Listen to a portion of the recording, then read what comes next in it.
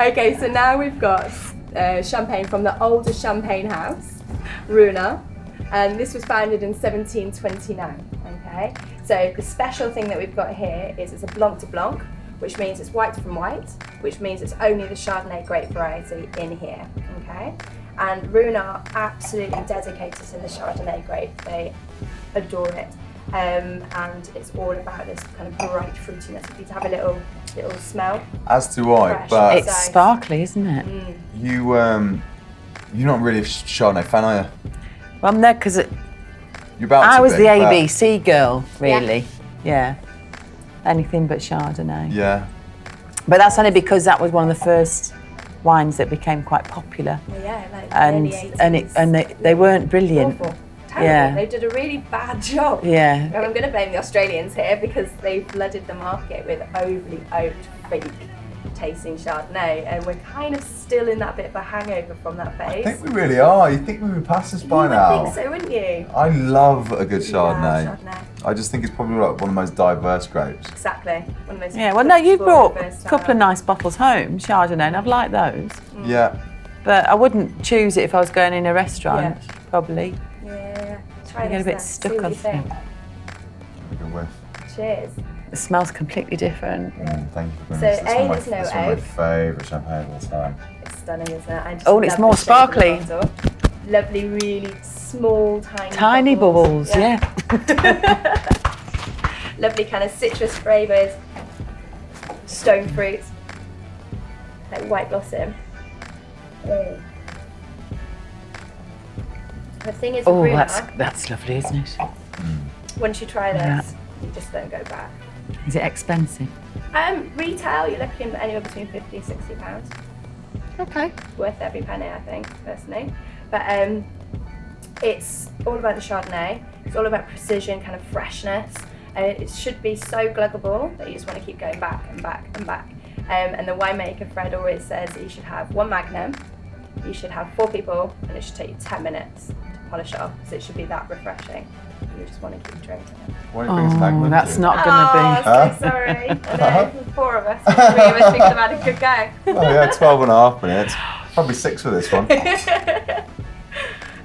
So 1729. That's not is responsible founded. drinking, is it? Huh? It's not, no. No. But if you have it with water and some food. Yes. And at that price, you see, I'd want to keep just little really. Little sips, Yeah. little sips. It's the first time I've ever heard you mention irresponsible drinking. I'm on camera. There you go. So That's beautiful. Thierry Ruinart, who was the kind of he foresaw the fact that champagne was going to be this incredible industry, and he actually met another chap who might have heard of him called Dom Perignon. Oh, I was yeah. about to say, because I always thought Dom Perignon was the original house, because I know Yeah. Well. the bottle design came from them. Yeah. For the support for the, of course they would have had champagnes before then. Okay, great, I'm with you. Jump in, fill me in. So Dom Perignon was in OVA, and it was a monastery, and he was there and he was the chef de cave, and he was there for one reason, and it was to create the best wine for God. Now, I've heard of some excuse. that's That's the best one, isn't it? I'm drinking It's this for God. For God. I'm still Yes. mixing the best cocktails for gods. I'm going to get there eventually. Yeah. And but the problem was he was making his wine in his barrel, and then he was bottling them. But what he didn't realise, and then he'd go back in the early May, early spring, and suddenly the bottles would be bursting and breaking.